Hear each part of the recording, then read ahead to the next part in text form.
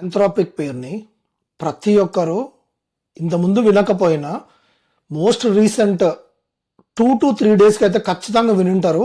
Indian news channels and every channel ఈ Anthropic create చేసిన most recent plugin గురించి దాని రెవల్యూషన్ గురించి వీడియోస్లో కంటిన్యూస్గా చెప్తా ఉన్నారు. అట్లానే నిన్న almost couple of days back Indian stock market పర్టికులర్గా outsourcing IT companies stocks చాలా దారుణంగా పడిపోయినాయి. ఓకే, అసలు ఈ ఆంథ్రోపిక్ అంటే ఏంది అండ్ దీని పర్పస్ ఏంది అండ్ దీనివల్ల ఎఫెక్ట్ ఎందుకు అవుతుంది అనేది క్లియర్గా ఎక్స్ప్లెయిన్ చేస్తా. So Anthropic one of the artificial intelligence company, okay, which is based out of US. ఇది almost kind of competitor to ChatGPT plus దీనిలో some additional it is creating trying to build some additional plugins. ఆ plugins ఎట్లా పనిచేస్తాయంటే current కొన్ని IT companies software as a service అని SaaS based companies కొన్ని ఉన్నాయి. అవి ఏం చేస్తాయంటే ఇండస్ట్రీలో ఒక ప్రాబ్లమ్ని పట్టుకొని దాని మీద ఒక ప్రొడక్ట్ బిల్డ్ చేసి ఆ సర్వీస్ని వాళ్ళకి సెల్ చేస్తాయి కస్టమర్కి. ఇప్పుడు ఇదేం చేస్తుందంటే ఆంథ్రోపిక్ వాళ్ళ ఓన్ ప్లగిన్స్ అంటే ఈ particular each software as a సర్వీస్గా క్రియేట్ చేసిన థింగ్స్ సాఫ్ట్వేర్స్ ఏవైతే ఉన్నాయో వాటిని ఇండివిజువల్గా వీళ్ళ ఓన్ ప్లగిన్ని ఆటోమేటిక్గా క్రియేట్ చేస్తున్నారు. సో ఈ ప్లగిన్ క్రియేట్ చేసిన తర్వాత కంపెనీస్ అంతంత లార్జ్ అమౌంట్స్ పెట్టి ఈ సాస్ కంపెనీ దగ్గరికి వెళ్ళేసి ఆ సాఫ్ట్వేర్ని కొనుక్కోవడానికి ఇంట్రెస్ట్ చూపించవు, ఎందుకంటే వీడు ఆల్రెడీ ఈజీ వేలో ప్లగిన్స్ ఇస్తున్నాడు కాబట్టి. సో అందుకని చెప్పేసి ఇది రివల్యూషనైజ్డ్ ఐడియా అని చెప్పేసి మోస్ట్ రీసెంట్ టైంలో stock market, Indian stock market outsourcing companies పర్టికులర్గా చాలా క్రాష్ అయినాయి.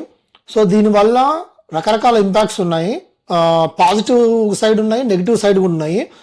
ఓకే, అండ్ కొన్ని స్టాక్ మార్కెట్ ఇన్వెస్ట్మెంట్స్ అండ్ ఏ కంపెనీస్కి బెనిఫిట్ అవుతుంది and at the same time ఏ జాబ్స్ పోతాయి అండ్ ఏ కొత్త జాబ్స్ క్రియేట్ అవుతాయి. సో వీటన్నిటి గురించి క్లియర్గా చెప్తా. సో ఈ ఆంథ్రోపిక్ వచ్చేసి ప్రీవియస్ చెప్పినట్టు చాట్ జీపీటీకి కాంపిటీటరే కాకుండా ఇది బిజినెస్ డైరెక్ట్గా సాఫ్ట్వేర్స్నే బిల్డ్ చేసుకుంటా పోతుంది. కాబట్టి ఇది one of the best competitor. చాట్ జీపీటీకి ఖతర్నాక్ కాంపిటీటర్ ఇప్పుడు ఏముంది అంటే అది ఆంథ్రోపిక్ అని చెప్పేయచ్చు. ఈ ఆంథ్రోపిక్ దగ్గర డిఫరెంట్ మోడల్స్ ఉన్నాయి. క్లాడ్ వర్షన్ 2 అని, 3 అని, సానిక్ అని, ఓపస్ అని, ఓకే, ఇట్లా డిఫరెంట్ మోడల్స్ ఉన్నాయి. పర్టికులర్గా జనరేటివ్ ఏఐలో ఎవరైతే జనరేటివ్ ఏఐ యూజ్ చేస్తున్నారో కరెంట్ వాళ్ళ ఇంప్లిమెంటేషన్స్లో డెఫినెట్గా క్లాడ్, సానెట్ మోడల్స్ ఖచ్చితంగా వాడుతుంటారు టెక్స్ట్ బేస్డ్ జనరేషన్కి. ఈవెన్ నేను కూడా ఇంప్లిమెంట్ చేస్తున్నా generative AI complete implementation with Claude Sonnet model తోటి, సానెట్ మోడల్ వర్షన్ 4 అనుకుంటా. సో దాంతో నేను కూడా జనరేటివ్ ఏఐ మోడల్ని అండ్ దాని యూస్ కేస్ని రియల్ టైంలో బిల్డ్ చేసి దాన్ని డిప్లాయ్ చేస్తున్నా. ఓకే, సో ఈ పర్టికులర్ కంపెనీకి బ్యాకప్ ఎవరున్నారు అని చూస్తే అమెజాన్, గూగుల్ ఈ 2 కంపెనీస్ బ్యాకప్ ఉన్నాయి. బ్యాకప్ అంటే హైయెస్ట్ అమౌంట్ ఈ కంపెనీకి ఇన్వెస్ట్ చేస్తున్నవి కంపెనీస్ ఏవంటే అమెజాన్, గూగుల్. సో ఇప్పుడున్న సిచ్యువేషన్లో స్టాక్ మార్కెట్లో పర్టికులర్గా ఈ ఏఐ బూమ్ వల్ల ఏ టైప్ ఆఫ్ కంపెనీస్ గ్రో అవుతాయి, ఏ టైప్ ఆఫ్ కంపెనీస్ ఎఫెక్ట్ అవుతాయని చెప్తున్నా. సో ఇదైతే ఇన్వెస్ట్మెంట్ అడ్వైస్ కాదు. ఓకే, మీ ఓన్ రీసెర్చ్ మీరు చేసుకోండి. ఓకే, సో నా అంచనా ప్రకారం ఏ కంపెనీస్కి ఎఫెక్ట్ కొట్టే పాసిబిలిటీ ఉందంటే customer service companies. Customer service వాళ్ళకి ఈ ఏఐ తోటి చాలా ఎఫెక్ట్ కొడుతుంది.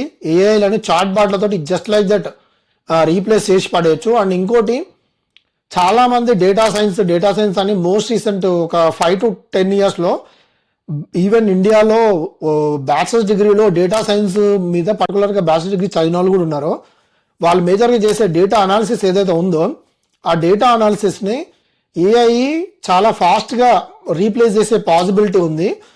ఓకే, ఇది one of the important thing. And software డెవలప్మెంట్లో కూడా బేసిక్ రెగ్యులర్ నార్మల్ జాబ్స్ ఏవైతే ఉంటాయో ఎంట్రీ లెవెల్ జాబ్స్ వాటిని కూడా ఇది జస్ట్ లైక్ దట్ రీప్లేస్ చేస్తుంది. ఎందుకంటే దీని దగ్గర ఒక ప్లగిన్ ఉంది కోవర్క్ అని. ఆ కోవర్క్ ప్లగిన్ యూజ్ చేస్తే అది బేసిక్ కోడ్ని ఆటోమేటిక్గా అది రాసేస్తుంది. అండ్ ఏదైనా attorney related work, for suppose నీకు ఒక స్పెసిఫిక్ సిచ్యువేషన్ వచ్చింది, నీకు ఇన్ఫర్మేషన్ తెలియదు కాబట్టి or visa related or something, okay, నువ్వు ఆటోమేటిక్గా అటార్నీ దగ్గరికి వెళ్ళి ఇన్ఫర్మేషన్ తీసుకుంటావు కదా, ఇట్లాంటి ఇన్ఫర్మేషన్ని అది ఆటోమేటిక్గా ఇచ్చేస్తుంది. సో నువ్వు అటార్నీ దగ్గరికి వెళ్ళక ముందే నీకు ఇన్ఫర్మేషన్ మొత్తం తెలిసిపోతుంది. దీన్ని రీసెర్చ్ చేసి ఈ ఆంథ్రోపిక్ మోడల్ నుండి నువ్వు ఇన్ఫర్మేషన్ తెచ్చేసుకోవచ్చు, నీకు మొత్తం క్లారిటీ వస్తుంది. సో ఇట్లా ఏవైతే normal jobs over dependency, over intelligence వాడాల్సిన అవసరం లేవో వాటికైతే డెఫినెట్గా ఎఫెక్ట్ అయితే కొడుతుంది. రైట్ నౌ కొడుతుందా అంటే ఇది స్టార్టింగ్ స్టేజ్ నా దృష్టిలో. It will take time. Okay, in between నా తెలిసి 2026 నుండి 2030 లోపల ఒకసారి ఏ కొలాప్స్ కూడా అవుతుందని నా పర్సనల్ ఒపీనియన్. సో అట్లా ఆ తర్వాత స్లోగా మళ్ళీ పికప్ అయ్యే ఛాన్స్ ఉంది. బేసిక్గా ఏ రిలేటెడ్ స్టాక్స్ డెఫినెట్గా రేజ్ అవుతాయి. Okay, especially cloud computing based stocks like Amazon, Google, Azure, Microsoft, వీళ్ళ దగ్గర మేజర్ క్లౌడ్ ప్లాట్ఫామ్స్ ఉన్నాయి. ఈ ప్రతి ఒక్క కస్టమరు ఈ ఆంథ్రోపిక్ మోడల్స్ని ఆర్ జీపీటీ మోడల్స్ అయినా సరే, చాట్ జీపీటీ మోడల్స్ అయినా వాళ్ళందరూ రన్ చేస్తున్నది క్లౌడ్ కంప్యూటర్లోనే. ఎవరు లోకల్లో వాళ్ళ ఓన్ ఇన్హౌస్ ఇన్ఫ్రాస్ట్రక్చర్లో ఎవరు రన్ చేయట్లేదు. కాబట్టి ఈ క్లౌడ్ మోడల్స్, ఈ పర్టికులర్ ఆంథ్రోపిక్ మోడల్స్ కానీ, చాట్ జీపీటీ మోడల్స్ కానీ, డీప్ సీక్ మోడల్స్ కానీ, ఎనీ అదర్ న్యూ మోడల్స్ అవి రన్ అయ్యేదంతా డెఫినెట్గా క్లౌడ్ బేస్డే ఉంటుంది. కాబట్టి నెక్స్ట్ ఫ్యూచర్లో 5 to 10 years టైంలో బిగ్గెస్ట్ రిటర్న్స్ వచ్చే కంపెనీస్ ఏవి అంటే Amazon and Microsoft and Google cloud and ఒకవేళ ఓపెన్ ఏ వాళ్ళు, చాట్ జీపీటీ ఓపెన్ ఏ వాళ్ళు వాళ్ళు ఏమన్నా ఒకవేళ వాళ్ళ ఐపీఓ రిలీజ్ చేస్తే అదొకటి. అండ్ ఈ ఆంథ్రోపిక్ వీళ్ళ ఐపీఓ రిలీజ్ చేస్తే, ఇంకా ఆంథ్రోపిక్ ఓపెన్ ఏవి ఐపీఓస్ రిలీజ్ అవ్వలేదు. నాకు తెలిసి అవి రెండు ఎప్పుడైతే రిలీజ్ చేస్తారో ఆ రోజు డెఫినెట్గా మార్కెట్ హ్యూజ్ ఇంపాక్ట్ కొడుతుంది. హ్యూజ్ బయర్స్ ఉంటారు, హ్యూజ్ ట్రేడింగ్ యాక్టివిటీ ఉంటుంది నా పర్సనల్ ఒపీనియన్. ఓకే, సో ఇట్లాంటి కంపెనీస్ అండ్ ఇవి కాకుండా వీటితో పాటు చిప్స్ స్టాక్స్.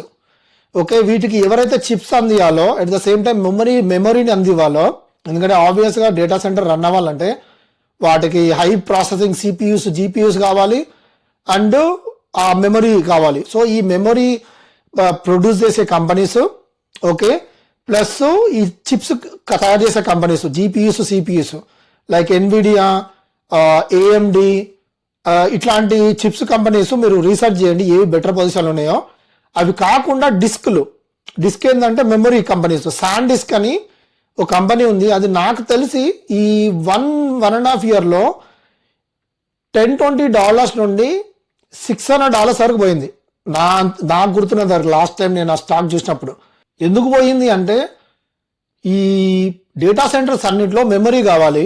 ఓకే, ఆ మెమరీని మేజర్గా ప్రొడ్యూస్ చేసి ఆర్ సపోర్ట్ చేస్తున్న కంపెనీ ఏదైతే ఉంది అంటే అది శాన్ డిస్క్ ఫస్ట్ పొజిషన్లో ఉంది. ఇంకా ఏవైనా ఉండుండొచ్చు, వాటిని నేను ఎప్పుడు రీసెర్చ్ చేయలేదు. కానీ ఈ సెక్టర్ ఒకటి మీరు చూస్ చేసుకోవాల్సింది ఒకవేళ ఇన్వెస్ట్ చేయాలనుకుంటే స్టాక్ మార్కెట్లో. ఇది కాకుండా వన్ మోర్ థింగ్ ఏంటంటే ఇప్పుడు డేటా సెంటర్ రన్ అవ్వాలన్నా ఈ మెమరీ ఉన్నా ఇవన్నీ ఉన్నా పవర్ లేకపోతే బిస్కెట్. కాబట్టి power generation, energy related stocks like Bloom energy, ఇట్లా ఎనర్జీ రిలేటెడ్ స్టాక్స్, ఆ ఎనర్జీ రిలేటెడ్ స్టాక్స్ ఏవైతే ఈ డేటా సెంటర్ కంపెనీస్తో కాంట్రాక్ట్లు పెట్టుకుంటున్నాయో, ఓకే, వాటికి భూమి ఉంటుంది. అండ్ ఆబ్వియస్గా AI based companies big bear లేకపోతే పాలంటీర్, ఓకే, ఇవి డామినేట్ చేస్తున్నాయి మోస్ట్ రీసెంట్ టైంలో.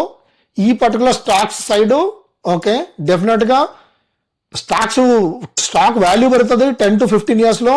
ప్లస్ ఈ పర్టికులర్ కంపెనీస్లో జాబ్ మార్కెట్ కూడా గట్టిగా రీచ్ అవుతుంది. ఇవి కాకుండా ఏ కంపెనీస్ ఇంకా బెనిఫిట్ అవుతాయి అంటే, ఏ కంపెనీస్ అయితే నేను ట్రెడిషనల్ బిజినెస్లోనే ఉండిపోతా అనుకుంటే అవి బిస్కెట్ అవుతాయి. అవి కాకుండా నేను నా కరెంట్ ట్రెడిషనల్ బిజినెస్ని ఏఐ తోటి నేను బెటర్మెంట్ చేసుకుంటా అని ఏవైతే కంపెనీస్ ముందుకు వస్తాయో వాటికి గ్రోత్ ఉంటుంది, వాటికి వాల్యూ పెరుగుతుంది.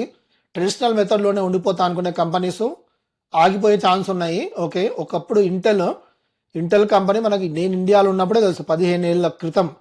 ఓకే, అప్పటి నుండి ఉన్న కంపెనీకి ఇంటెల్ ట్రెడిషనల్ మెథడాలజీలో ఉండిపోయి అసలు ఏఐని యూజ్ చేయడమే ఇంట్రెస్ట్ కూడా చూపించకపోవడం వల్ల ఇంటెల్ ఎక్కడో వెనుకబడిపోయింది. రియాలిటీలో Intel one of the top most company అవ్వాలి, బట్ ఎక్కడికో వెనుకకు పడిపోయింది. ఇప్పుడే స్లోగా గవర్నమెంట్ కూడా ఇంటెల్లో ఇన్వెస్ట్ చేసి ఇప్పుడు స్లోగా దాన్ని పుష్ చేస్తుంది. అట్లా ట్రెడిషనల్ మెథడాలజీలోనే ఉండిపోతా అంటే మూవ్ అవ్వవు. సో జాబ్ మార్కెట్ ఇంపాక్ట్ ఎట్లుంటుందంటే, ఈ ఏఐ వల్ల ఒక సెక్టర్లోనేమో జాబ్స్ పెరుగుతున్నాయి, ఒక సెక్టర్లోనేమో జాబులు ఊడిపోతున్నాయి. సో ఓవరాల్గా జాబులు పోతున్నాయి అనే మాట ఎక్కువ ఆబ్వియస్గా మనుషులకు నెగిటివిటీ అనేది బాగా స్ప్రెడ్ అవుతుంది. కాబట్టి జాబులు పోతాయి అనేది ఎక్కువ టాపిక్ నడుస్తుంది, కానీ జాబులు ఏ సెక్టర్లో వస్తున్నాయి అనే దాన్ని మేజర్ ఫోకస్ చేస్తలేరు. ఈ కస్టమర్ సపోర్ట్లు, రెగ్యులర్ టెస్టింగ్, లేదా data entry jobs, basic content writing, okay, junior level coders. So ఈ వీటిని ఏఐ డెఫినెట్గా రెడ్యూస్ చేస్తుంది, ఈవెన్చువల్గా రీప్లేస్ చేస్తుంది ఒక సర్టన్ టైం తర్వాత. అంటే 5 years 10 years చెప్పలేము, బట్ ఇవన్నిటిని డెఫినెట్గా రీప్లేస్ చేస్తుంది. అట్ ద సేమ్ టైం ఏ జాబ్స్ గ్రో అవుతాయి అంటే, ఇది మోస్ట్ ఇంపార్టెంట్. మీరు ఫ్యూచర్లో ఐటీలో ఉండాలి అనుకుంటే డెఫినెట్గా వీటిని ఫోకస్ చేయండి. ఇంకా స్టార్టింగ్ స్టేజ్లోనే ఉన్నాం కాబట్టి నెక్స్ట్ 1-2 years ఆర్ 3-4 yearsలో ఇవి నేర్చుకుంటేనే మనకు ఐటీలో ఫర్దర్ గ్రోత్ ఉంటుంది. వాటిలో first thing prompt engineer. Okay, content writers ఎవరైతే ఉన్నారో వాళ్ళకి ప్రాంప్ట్ ఇంజనీరింగ్ చాలా ఈజీ అవుతుంది. ఎందుకంటే అక్కడ మీరు రాసే ప్రాపర్ కంటెంట్ రైటింగ్ని ఇక్కడికి వచ్చేసి మీరు ఇన్స్ట్రక్షన్ ఫార్మాట్లో ఇస్తారు, ప్రాంప్ట్ ఫార్మాట్లో. కాబట్టి మీకు అటు నుండి ఇటు ట్రాన్సిషన్ ఈజీ అయిపోతుంది. And AI product managers, regular product managers, ఇప్పుడు ఫర్ ఎగ్జాంపుల్ అమెరికన్ ఎయిర్లైన్స్ ఉందనుకోండి, అక్కడ ప్రొడక్ట్ మేనేజర్ ఉంటారు కదా, వాళ్ళ ప్రొడక్ట్ ఐడియా ఏంటిది, ఎయిర్లైన్ ఐడియా, ఎయిర్లైన్ ప్రొడక్ట్ మీద వాళ్ళకి నాలెడ్జ్ ఉంటుంది. అది దాంతోపాటు వాళ్ళు ఏఐ సైడు ప్రోడక్ట్ నాలెడ్జ్ నేర్చుకుంటే వాళ్ళకి అటు నుండి రెగ్యులర్ ప్రొడక్ట్ మేనేజర్ నుండి ఏఐ ప్రొడక్ట్ మేనేజర్కి ఈజీగా షిఫ్ట్ అయిపోవచ్చు. ఆబ్వియస్గా ఇంత డేటాతో రన్ అవుతున్న డేటా సెంటర్స్ ఇవన్నిటికీ ఇదంతా డేటా బేస్డ్, డేటాను అనలైజ్ చేసి ఇచ్చే రిప్లై. కాబట్టి సెక్యూరిటీ మోస్ట్ ఇంపార్టెంట్. కాబట్టి cyber security jobs literally life time ఉంటాయని చెప్పొచ్చు. Cyber security jobs right now ఇప్పుడు ఈ డేట్ నుండి నేను పోయే వరకు కూడా సైబర్ సెక్యూరిటీ జాబ్స్ డెఫినెట్గా ఉంటాయని నా పర్సనల్ ఒపీనియన్. అండ్ ఈ ఏఐని రెగ్యులర్గా టూ మచ్గా వాడుతున్నారు కాబట్టి వాటికి ఎథిక్స్ అండ్ సేఫ్టీ రీసెర్చర్స్ ఎవరైతే కావాలో వాటి జాబ్స్ రేజ్ అవుతాయి. ఎందుకు అంటే మోస్ట్ రీసెంట్ టైంలో చూసారు కదా, ప్యారిస్ అనుకుంటా, ప్యారిస్లో ఫ్రాన్స్ కంట్రీ ఎక్స్ఏఐ మీద సమ్ రైడ్ చేసింది. ఎందుకు అంటే ఎక్స్ఏఐ ఏ ఇమేజ్లు పడితే ఆ ఇమేజ్లని ఆటోమేటిక్గా జనరేట్ చేస్తుంది.